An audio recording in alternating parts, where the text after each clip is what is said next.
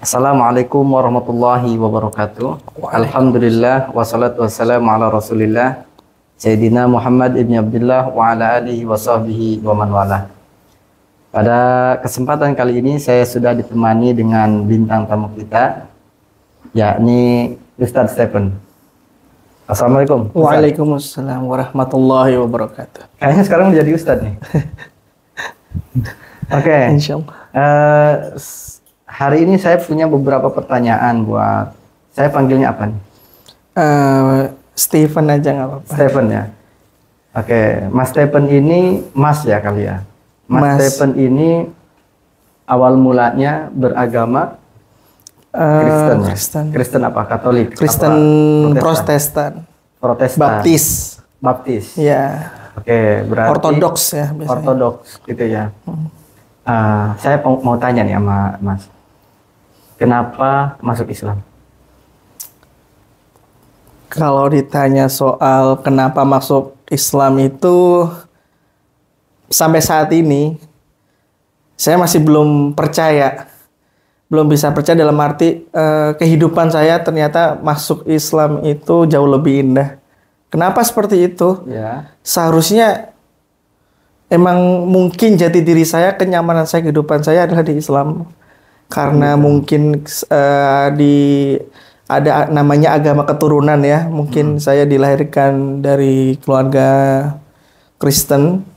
Untuk itu sudah dapat doktrin dari kecil tentang kristenisasi, yang dimana pencarian masih proses jati diri lah, namanya juga agama keturunan ya. Oke. Nah, seperti itu. Jadi baru sadarnya itu umur 20 tahun udah mulai mencari-nyari tentang kebenaran agama itu. Oke, awal mulanya usia 20 tahun. Apa yang melatar belakangi Mas Stephen ini masuk ke agama Islam? Yang melatar belakangi saya adalah yaitu tentang awal mulanya adalah kekosongan hati. Kekosongan hati yang notabene saya itu di agama Kristen Protestan itu adalah sebagai pengkhotbah ya. Pengkhotbah ya. Saya juga khotbah. Ya? Saya juga khotbah juga memberikan literasi agama. Iya, seperti pendeta. Seperti pendeta tapi belum pendeta karena masih dalam proses ya, masih dalam proses pembelajaran. Oke. Seperti itu. Lalu aktif di dalam pelayanan gereja juga. Lalu di samping itu juga aktif banget dalam kegiatan masyarakat yang berhubungan dengan gereja juga. Oke.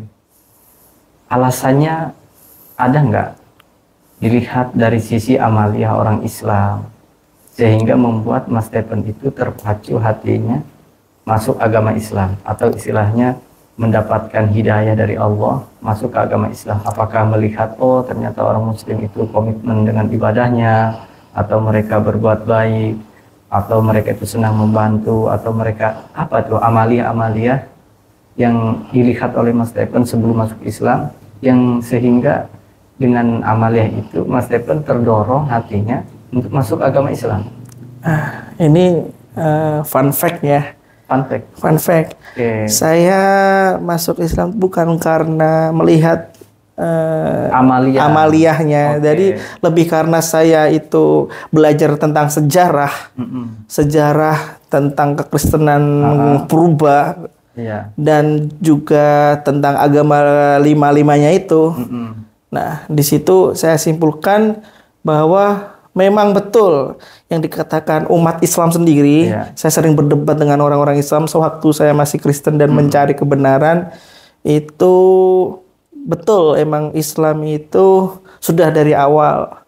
Mungkin secara harfiah dalam bahasa masing-masing itu bukan Islam, karena peradaban-peradaban sendiri itu identik dengan namanya agama samawi ya. Agama samawi itu ada 3 sejarah itu, yaitu Yahudi, Kristen, dan Islam. Banyak sebagaimana kita tahu bahwa Islam ini adalah agama yang terakhir, agama pelengkap ya. Sebelumnya ada pernyataan itu saya sempat ragu-ragu, masa iya sih Islam itu agama terakhir. Lalu akhirnya nyari tahu. Akhirnya saya secara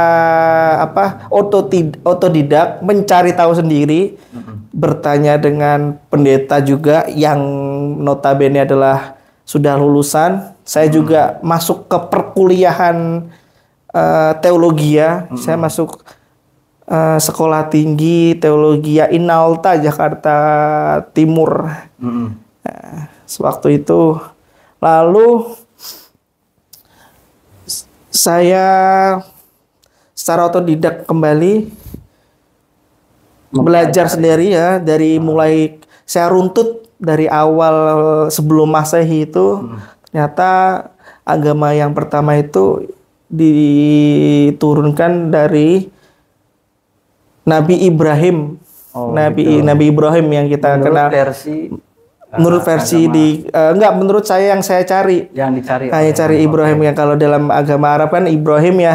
Kalau di Kristen itu kan Abraham. Nah, dari titik Abraham sini saja sudah mulai muncul kontradiksi antara Islam dan Kristen. Tapi yang karena agama Samawi ini berasal dari 3 agama, yaitu Yahudi, Kristen dan Islam. Yang selama dalam tauhidnya, ilmu tauhidnya, itu yang sejalan yaitu Islam dan Yahudi. Sedangkan Kristen ini sudah mulai menyeleweng. Kenapa saya bilang menyeleweng? Karena benar Tuhan itu Esa, satu ya.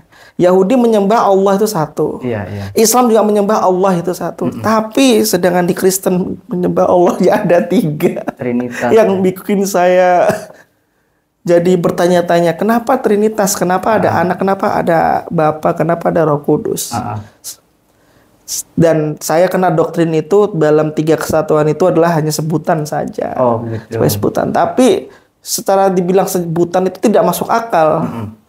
Akhirnya saya cari tahu sendiri kitab-kitab mana tentang dari Islam dan Kristen. Saya belajar dari kitab Tanakh-nya orang Yahudi. Seperti yang saat-saat viral saat ini namanya si Elia itu ya, itu sedang viral itu. Nah, itu menurut saya sangat-sangat sensitif sekali. Dan untuk orang-orang Kristen asli ini ya, kalau misalkan mereka mau memakai otak pikirannya, saya yakin mereka akan pilih Islam untuk sebagai pedoman hidupnya. Saya mau bertanya nih, Amang.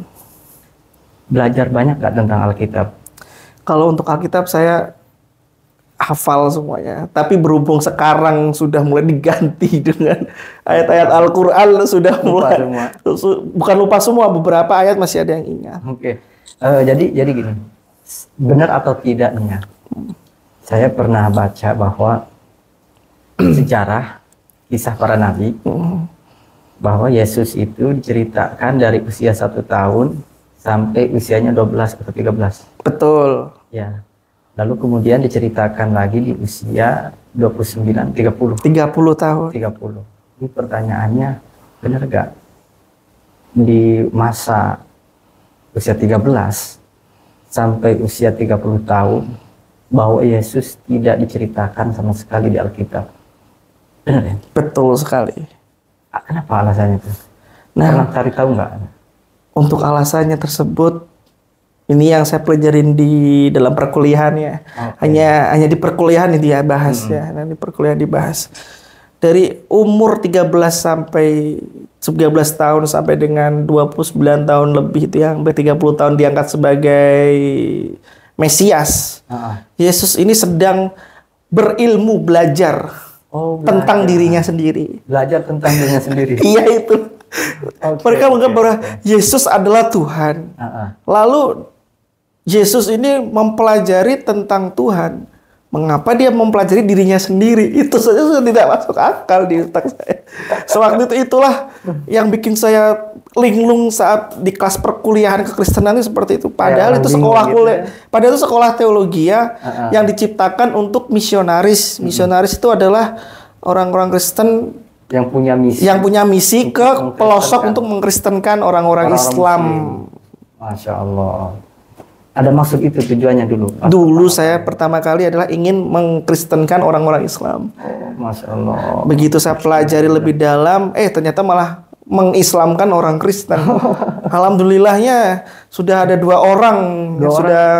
Mas sendiri memasuk Islamkan 2 orang. Saya mengislamkan orang sendiri ya, mengajak.